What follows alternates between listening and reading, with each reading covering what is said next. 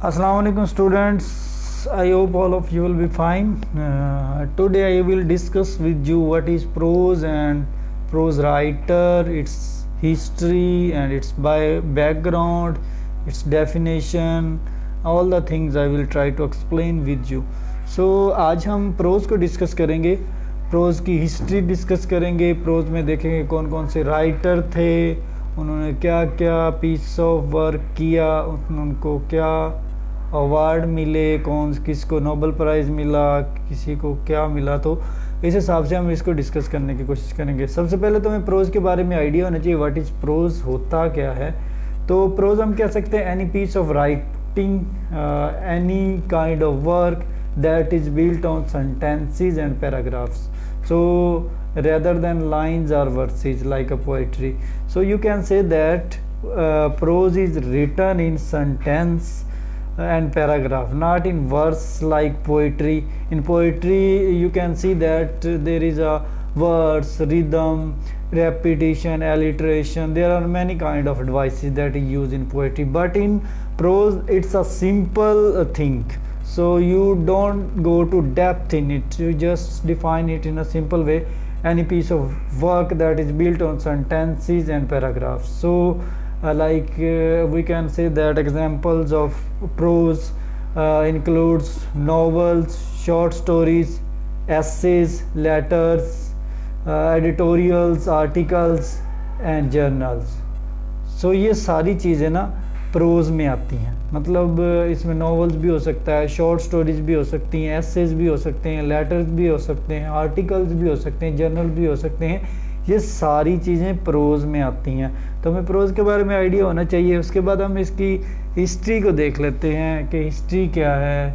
मतलब ये सीधी सीधी लिखा जाता है, इसमें कोई वर्ड्स कोई भी इस तरह की एम्बिगुइटी नहीं होती। इसमें सबसे पहले फ्रांसिस बेकन था, उसने काफ़ी एसेज लिखे जिसकी पीरियड 1561 से 1626 तक था। उसके बाद जॉनसन स्विफ्ट था जिसका पीरियड 1667 से 1745 तक था। उसके बाद जॉन रस्किन था, उसका 1819 से 1900 तक था। उसके बाद बर्टन रसल था, उसका एरा 1872 से 1970 तक था। उसके बाद एल्डस हेक्सले था जिसका एरा 1894 से 1963 तक था। उसके बाद एडवर्ड सेड, उसका 1935 से 2003 तक था। ये फेमस प्रोज राइटर्स हैं जिनके बारे में जानना बहुत ज़रूरी है लिटरेचर में। उसके बाद जो आगे जो राइटर आता है वो नोम चॉम्स्की था, उसका पीरियड 1928 से स्टार्ट होता था और ऑनवर्ड 1939 तक था आई थिंक। तो उसके बाद सीमस हैनी है जिसका 1939 से 2013 तक था।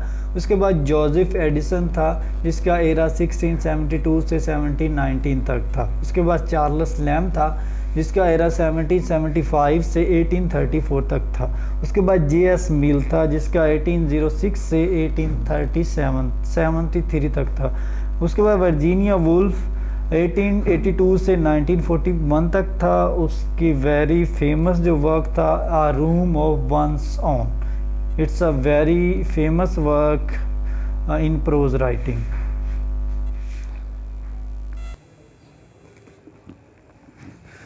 इसके बाद जो है वो सैमन डी बिहेवियर है जिसका एरा है 1908 से 1986 तक, जिसने वेरी फेमस वर्क लिखा द सेकंड सी।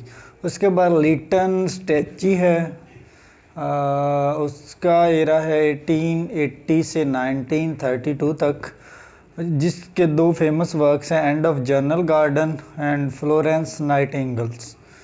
तो इसके दो फेमस वर्क्स हैं। उसके बाद जॉन रस्किन है, इसका एरा है 1819 से 1900 तक। इसका फेमस वर्क था अनटू दिस लास्ट जो कि 1860 में लिखा गया। इसके बाद जो नेक्स्ट आता है थॉमस कार्लिली था जिसका एरा 1795 से 1881 तक था। इसका फेमस वर्क जो था हीरोज़ एंड हीरो वर्शिप्स 1841 में ये लिखा गया। उसके बाद और भी प्रोज राइटर हैं, जैसे रिचर्ड स्टेनले है, सैमुअल जॉनसन है, ओलिवियर गोल्डस्मिथ है, हैजलिट है, डिक्वेंजी है, स्टेमसन है, वाल्टर पीटर है, ली हर्ट है, जॉर्ज ऑरवेल है। तो सारे ये प्रोज राइटर हैं। तो आज हमने प्रोज राइटर को देखा ब्रीफली कि कौन कौन से प्रोज राइटर इंग्लिश हिस्ट्री में थे और उन्होंने क्या क्या वर्किंग लिखी। जब नेक्स्ट हम इसको डिटेल में डिस्कस करेंगे तो इसमें देखेंगे कि कौन से एरा में कौन सा राइटर आता है। जैसे एंग्लो सेक्शन में कौन से राइटर आते हैं, एंग्लो नॉर्मन में कौन से आते हैं, विक्टोरियन एज में कौन से आते हैं, रोमांटिक एज में कौन से आते हैं। तो ये सारी चीज़ें हम नेक्स्ट वीडियो में डिस्कस करेंगे। तो इसमें आज हमने देखा, ओवरव्यू लिया प्रोज का, व्हाट इज़ प्रोज, और उसके बाद प्रोज राइटर के बारे में डिस्कस किया। तो उम्मीद करता हूँ आपको ये सारी जो वीडियो है इसकी समझ आ गई होगी, आपको आइडिया भी हो गया होगा कि कौन कौन से प्रोज राइटर थे। और हमने ऑलमोस्ट सारे प्रोज राइटर को डिस्कस किया। इनमें से हम कुछ को ब्रीफली डिस्कस करेंगे जो एग्ज़ाम में पूछे जाते हैं। सारे तो नहीं पूछे जाते डीपली, लेकिन इनके बारे में ओवरव्यू होना ज़रूरी है, इनके बारे में जानना ज़रूरी है, इनके डाटा माइंड में होना ज़रूरी है कि पूछा जा सकता है। समटाइम ये होता है कि हमें आइडिया नहीं होता कि कौन सा प्रोज राइटर है, कौन सा नॉवल राइटर है, कौन सा पोइट्री राइटर है। तो कुछ ने मिक्स वर्क किए होते हैं, उनके बारे में जानना ज़रूरी है। तो इस वीडियो में हमने सीखा कि प्रोज राइटर कौन थे और प्रोज क्या है। तो नेक्स्ट वीडियोज़ में हम इसको डिटेल में बयान करने की कोशिश करेंगे।